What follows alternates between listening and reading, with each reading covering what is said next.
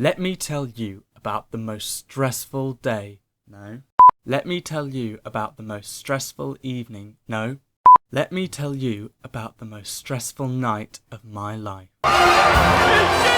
Now I know what you're thinking, that's a pretty strange introduction for me, and yes it is, but today, this video right here, right now, today, you are here to witness something amazing. I am starting a brand new series on my channel called Storytime, and I'm going to hopefully put a cool edit down there, something like that says Storytime, and it'll sparkle and glow and be all magical and stuff like that. I'm starting to get real sick of Video Charlie telling Editing Charlie what to be doing. Like, this guy right here, you see him? He's an asshole. This guy, good guy. So what I plan to do in this series is basically tell you stories from my life that I think are pretty damn interesting and will one day go into my autobiography that I'm definitely never going to have the patience to write about myself. And so today I thought I would start the series by telling you about the most stressful night of my life. And oh my god, if I think about it for much longer than the length of me recording this video, I'm going to get PTSD.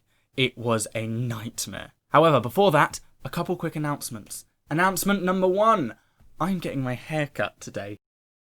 And announcement number 2, I have made the decision to stop doing daily uploads to my channel.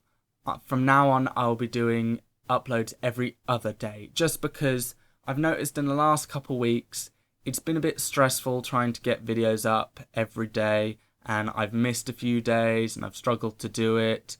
And also, sometimes I've noticed the content I'm putting up there, I'm not happy with it, to be honest. So what I want to now be able to do is, instead of uploading every day, upload every other day, so I can spend a good few hours recording one day and a good few hours editing the next day and then get a video up for you guys, because I just think that'll be so much better. The content will be better. I'll be able to get more into a video because I'll have longer recordings and better edits. The videos may be slightly longer, who knows, but that is what I've decided to do. Anyway, on with the actual video.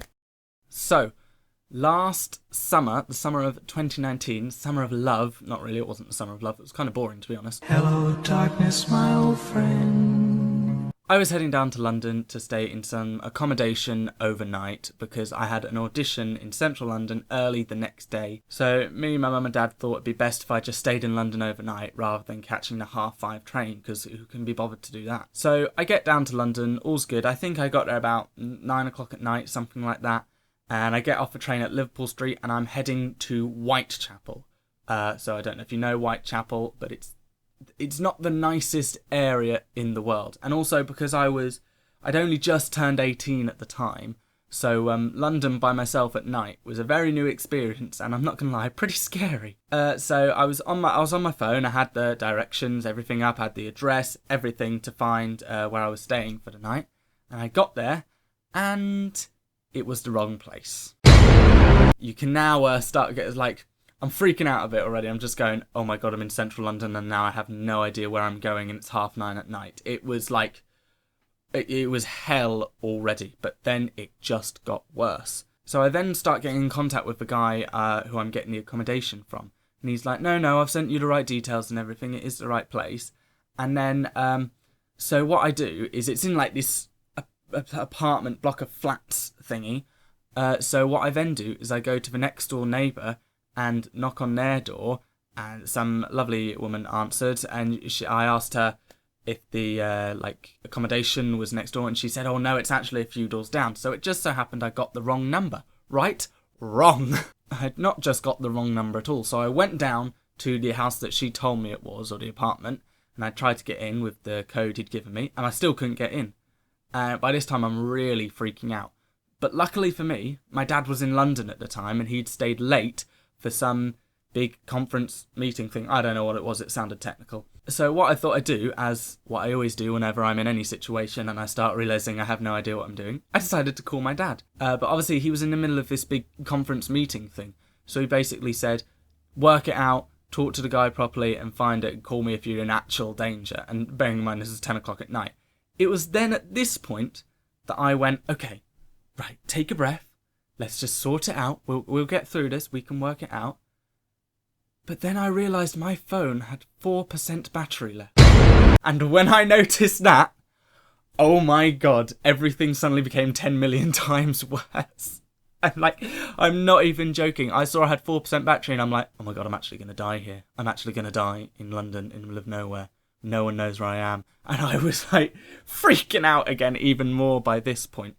And then, so I wander around for another 10 minutes and I wander around quite a lot of, around this area. And I'm using my phone very sparingly at this point, but I still need directions. So I basically then found someone on the street and said, do you know where this address is? And they said, yeah, that street is half a mile that way. So I'm like, why? So I then start walking half a mile that way, ask people when I get there, and no one has any idea where this building is. And by now my phone is on 2% and I am literally about to cry in the middle of London. Oh my God, it's like bringing back all the bad memories just remembering this. And so what I then decide to do is I go back to where I originally was in Whitechapel, where I thought the building was, because I'd been pointed back in that direction by someone else. So I got back there, got to the building, and I called Dad again. And this point, it must be 10:15 at night, something like that. So his meeting's finished, and he's on his way back to Liverpool Street at this point. So he's going home. So he's just like, right, so what's going on? And I'm just like, I can't find it. I'm freaking out. You could definitely tell I was freaking out.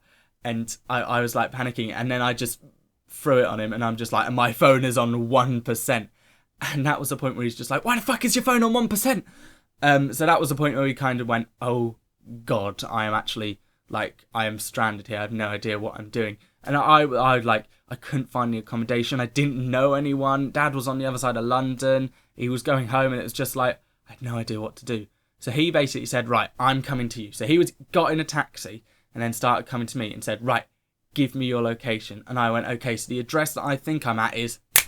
The phone died right in the middle of the call. And I'm just like, ah! I would like to add at this moment that, you know, in movies where something just goes so horribly wrong and the character like falls down to their knees and just screams no in the street, I actually did that. I didn't fall to my knees, but I'm actually in the middle of Whitechapel and I screamed, no! Genuinely, I was scared. Now, luckily, because when I was a lot younger, I used to not use my phone very much at all, so I didn't really know how to use it. So I always knew Dad's phone number. I had to memorise it, just in case I needed to call him, in case I ever got in trouble anywhere when I was younger, because I just didn't realise how to save it in your phone, basically. So I memorised Dad's number. I knew exactly what it was. So fortunately, I was able to go back to the neighbour. Do you remember them? I knocked on their door again, and I must have looked like I was like freaking out or something like that. I must have been having a panic attack, because they were the nicest family I've ever met. Okay, right, there's a quote by Tennessee Williams that says, I always rely on the kindness of strangers, or something along those lines. It's something like that quote. And basically, it's true, I had to. So they invited me into their house, which I know you're thinking in London is dodgy, but they were very nice people. And they were like, yeah, you can use our phone to call your dad, because I knew his number, so I called him up. And they were like, do you want a cup of tea? Do you want to sit down? Do you need anything? Do you need some food, some water, anything? They were so lovely. And apparently I was like white as a sheet at this point. So I was just like, nah! So I was freaking out. So I called Dad on their phone and I was just like, right, so Dad, this is the address. I'm here. So then it must have been 10, 15, maybe 20 minutes later, he pulls up out. Why's my computer just died? So then he pulls up outside this house and I'm just like, I have no idea. I'm like freaking out. I'm carrying around this tiny little suitcase as well, which has not made anything easier. I'm sweating, even though it's freezing. Let's be honest, because it's 10:30 at night. It's freezing. I'm sweating because I've been running around Whitechapel and freaking out. But he basically, while he was in the taxi, managed to contact the owner of the accommodation that I was staying at. And it turns out the accommodation I had booked came with the wrong address on the website. So the address on the website wasn't correct, but the owner of the accommodation claims he sent me the actual address, which he didn't. We checked over all my messages, all my emails, everything. There was nothing from this guy telling me where the new place was. So anyway, we then get to the new place, and also, by the way, this taxi driver that Dad's with is making a bucket load tonight. I think we ended up paying him like 75 quid or something. He was very helpful and very nice, but still, that's a lot for a taxi. So we get to the new place, where I'm actually meant to be staying, and we go in, and literally, it was like a crack den. It was the worst place I think I've ever been in. And after the night I'd had, I was in no state to be dealing with that. So Dad just looked at me and was just like, "You don't want to stay here, do you?" And I was just like, "No." I literally remember being on the verge of tears, going, "I just want to go home at this point." I didn't even care about the audition I had the next day. It was an open audition, so no one was expecting me or anything like that. But it was just like, I just did not care about the audition. I was tired. I was scared. I'd had a stressful night. So we then get back in the taxi, and then we go to around Liverpool Street, and there's lots of hotels near Liverpool Street. So Dad goes, "Why don't we see if we can get you into a nice hotel, so then you can be relaxed and you'll know you'll be safe," and stuff like that, which I thought was a brilliant idea. But we went into 5 hotels around Liverpool Streets, like Premier Inns and stuff like that, and even nicer hotels. None of them had free rooms, which I'm calling absolute bullshit on, because it was a Thursday in the middle of the week. I guarantee they had rooms, but I don't know why they weren't letting us in. So by this point, it's 11:15. Now, the last train home for us at Liverpool Street is 11:30, and we are running around outside Liverpool Street trying to find a hotel. It gets to 11:25, and Dad goes, "Right, that's it. We're going home." And we sprint. Don't forget, I've still got a bloody suitcase in my hand at this point. And we sprint faster than I've ever had to sprint in my whole entire life to the train. Well, actually, that's not true. We sprint to McDonald's first, then we sprint to the train. Yeah, despite the fact that we only had 5 minutes to catch our train, there was still definitely time for McDonald's. Barely make it onto the train. We get on the train, and I just crash. Like, I just could barely even eat my McDonald's. I don't think I ate much of it at all. I don't even think I ate half of it, because I was just like... That was literally me the whole time. And I calmed down on the journey home. Me and Dad talked about it a bit, and he was just like, "Okay, so that didn't go well."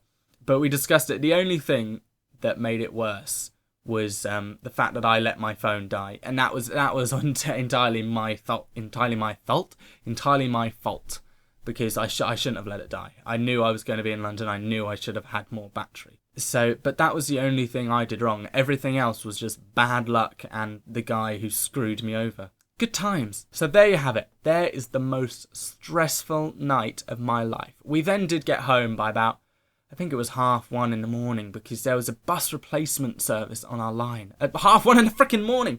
So we got back so late. I didn't go to my audition the next day, because I didn't get back at 1:30 to then be like, "Right, I'm catching a 5:30 train back for my audition." Yeah, that's not happening. So I then stayed in bed till about 11:30 the next day. It was a pretty good line, actually. But there we have it, the most stressful night of my life. I really hope you enjoyed this video, guys. Please let me know if you would like to see more story time, because that was quite therapeutic to just get that story out there. I'm not going to lie, it felt kind of good. I quite like doing this video because it's short and I know it'll be fun to edit. But thank you guys so much for watching this video. If you liked it, remember to smash the like button, smash the subscribe button, and smash all the buttons you need to comment. Tell me what video you want me to do next time, and remember, stay crazy.